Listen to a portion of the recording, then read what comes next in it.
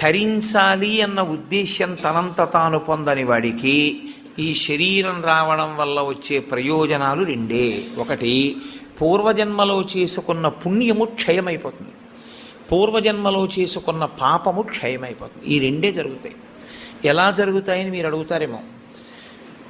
దీనికి ఏదో అనారోగ్యం వస్తుంది, ఈ మోకాలు నొప్పెడుతుంది, అబ్బా మోకాలు నొప్పిగా ఉంది, మోకాలు నొప్పిగా ఉంది, మోకాలు నొప్పిగా ఉంది అంటాడు.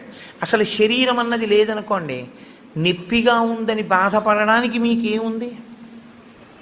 మీరు బాధపడడానికి ఏం లేదు. మీరు బాధపడాలి అంటే మీకు శరీరం ఉండాలి, శరీరం ఉంటే మనసు ఉంటుంది. అప్పుడు మనసు ఎప్పుడు బాధపడుతుంది? నా కూతురు ఏదో బాధపడితే నా మనసు బాధపడుతుంటుంది.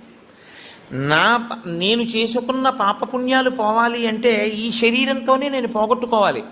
నేను అలా ఓ భవనాన్ని చూపించి ఇది నాదే, ఇది నాదే, ఇది నాదే అంటున్నాను అనుకోండి, నా పుణ్యం పోతూ